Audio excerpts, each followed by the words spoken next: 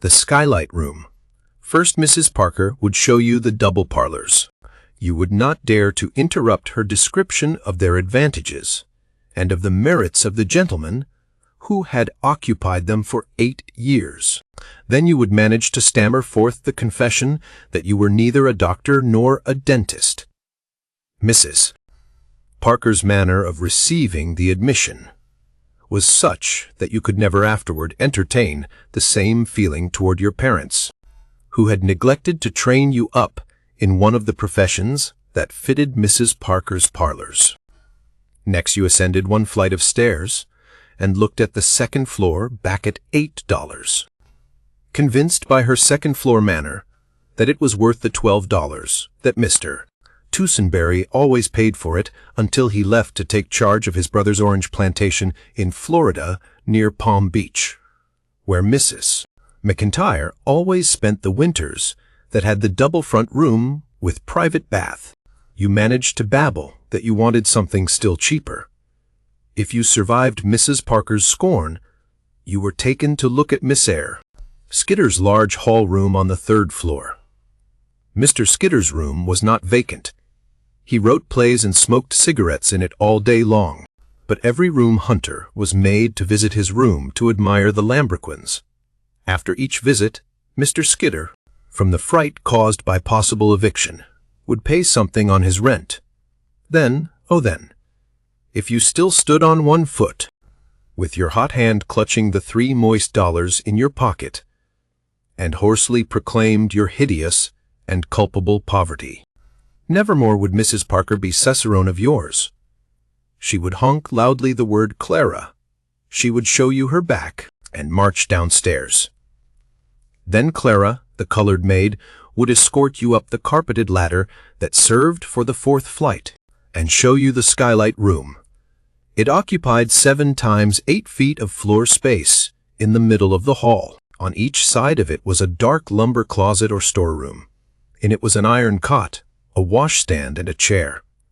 A shelf was the dresser. Its 4 bare walls seemed to close in upon you like the sides of a coffin. Your hand crept to your throat. You gasped. You looked up as from a well, and breathed once more.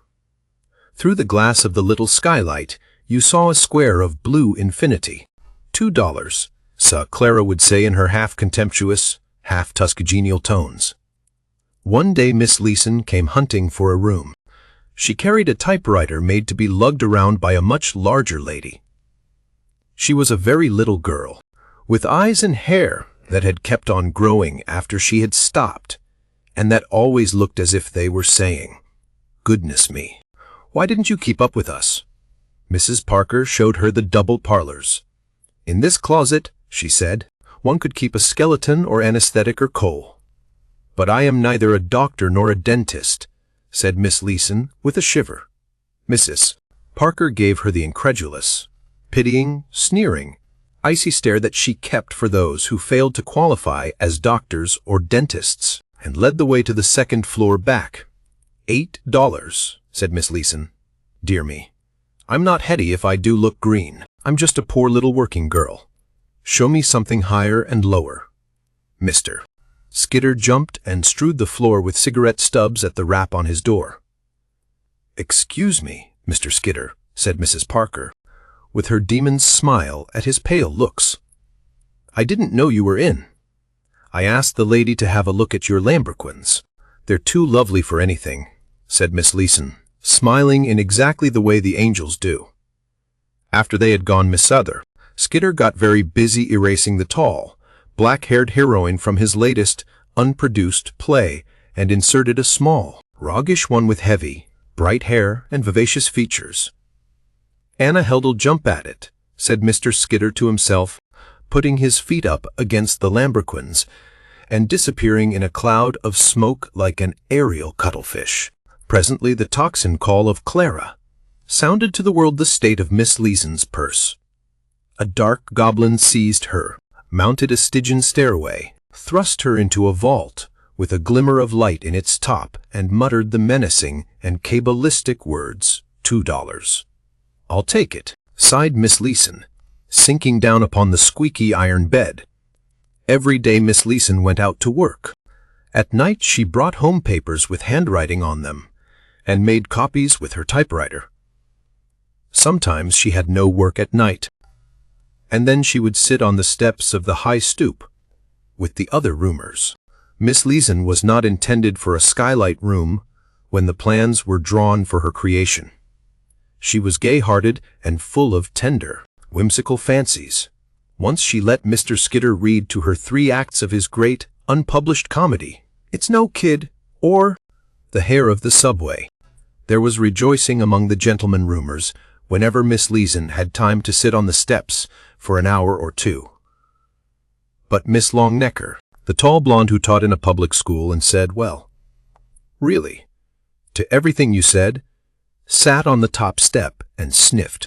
And Miss Dorn, who shot at the moving ducks at Cunny every Sunday and worked in a department store, sat on the bottom step and sniffed. Miss Leeson sat on the middle step, and the men would quickly group around her, especially Mr. Skidder, who had cast her in his mind for the star part in a private, romantic, unspoken drama in real life, and especially Mr. Hoover, who was 45, fat, flush, and foolish, and especially very young Mr. Evans, who set up a hollow cough to induce her to ask him to leave off cigarettes. The men voted her the funniest and jolliest ever, but the sniffs on the top step and the lower step were implacable. I pray you let the drama halt while chorus stalks to the footlights and drops an Epicedian tear upon the fatness of Mr. Hoover. Tune the pipes to the tragedy of tallow, the bane of bulk, the calamity of corpulence. Tried out. Falstaff might have rendered more romance to the ton than would have Romeo's rickety ribs to the ounce. A lover may sigh, but he must not puff. To the train of Momus are the fat men remanded. In vain beats the faithfulest heart above a 52-inch belt. Avant Hoover. Hoover, 45, flush and foolish, might carry off Helen herself. Hoover, 45, flush, foolish and fat is meat for perdition. There was never a chance for you, Hoover. As Mrs. Parker's roomers sat thus one summer's evening, Miss Leeson looked up into the firmament and cried with her little gay laugh, "Why, there's Billy Jackson. I can see him from down here, too." All looked up, some at the windows of skyscrapers, some casting about for an airship Jackson guided. "It's that star," explained Miss Leeson, pointing with a tiny finger. "Not the big one that twinkles, the steady blue one near it. I can see it every night through my skylight. I named it Billy Jackson." "Well, really," said Miss Longnecker, "I didn't know you were an astronomer, Miss Leeson." "Oh, yes," said the small stargazer. "I know as much as any of them about the style of sleeves they're going to wear next fall in Mars." "Well, really," said Miss Longnecker. "The star you refer to is Gamma, of the constellation Cassiopeia. It is nearly of the 2nd magnitude, and its meridian passages." "Oh," said the very young Mr. Evans, "I think Billy Jackson is a much better name for it." "Same here," said Mr. Hoover, loudly breathing defiance to Miss Longnecker. "I think Miss Leeson has just as much right to name stars as any of those old astrologers had." "Well, really," said Miss Longnecker. "I wonder whether it's a shooting star," remarked Miss Dorn. "I hit 9 ducks and a rabbit out of 10 in the gallery at Cunny Sunday. He doesn't show up very well from down here," said Miss Leeson. "You ought to see him from my room. You know you can see stars even in the daytime from the bottom of a well. At night my room is like the shaft of a coal mine, and it makes Billy Jackson look like the big diamond pin that Night fastens her kimono with."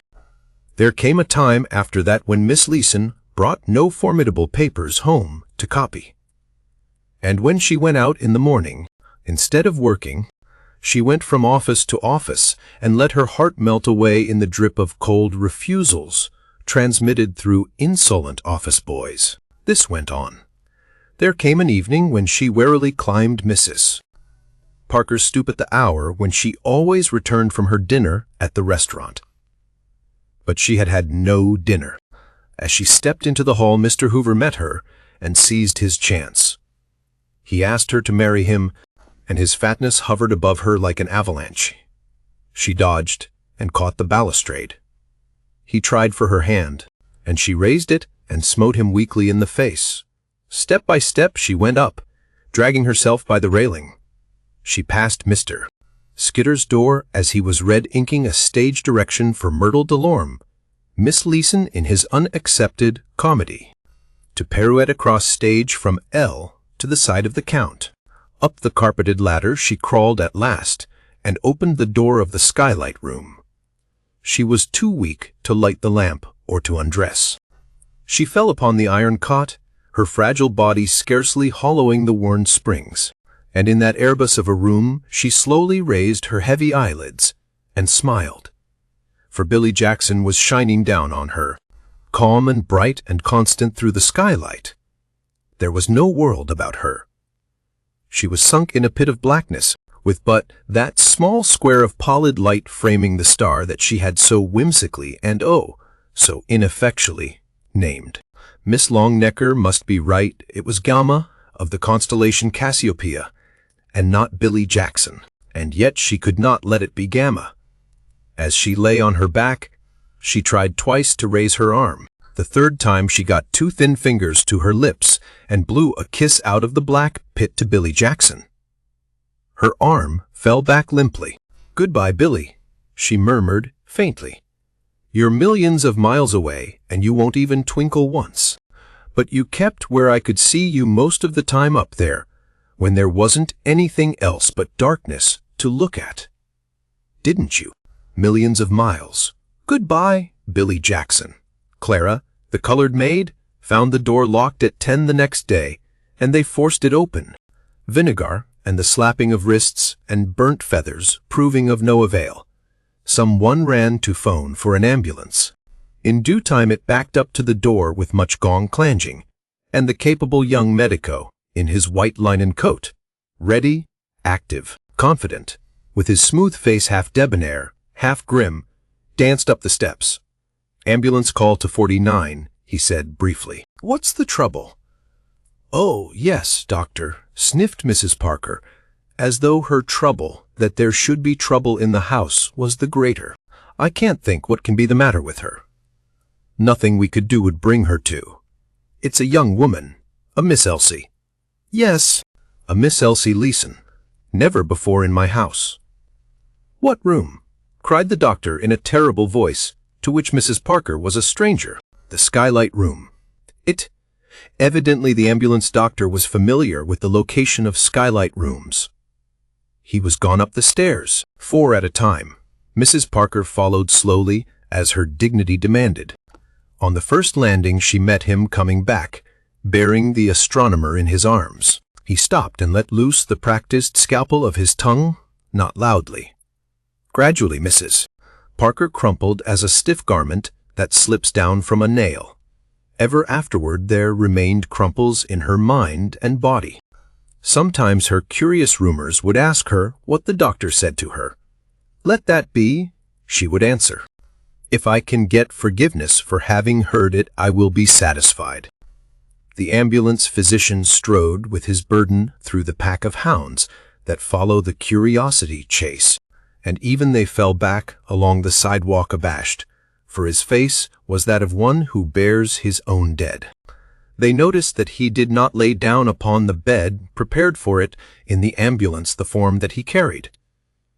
And all that he said was, "Drive like hell one, Wilson," to the driver. "That is all. Is it a story? In the next morning's paper I saw a little news item, and the last sentence of it may help you, as it helped me, to weld the incidents together. It recounted the reception into Bellevue Hospital of a young woman who had been removed from No. 49 East Street, suffering from debility induced by starvation. It concluded with these words: "Dr. William Jackson, the ambulance physician who attended the case, says the patient will recover. From the 4,000,1906,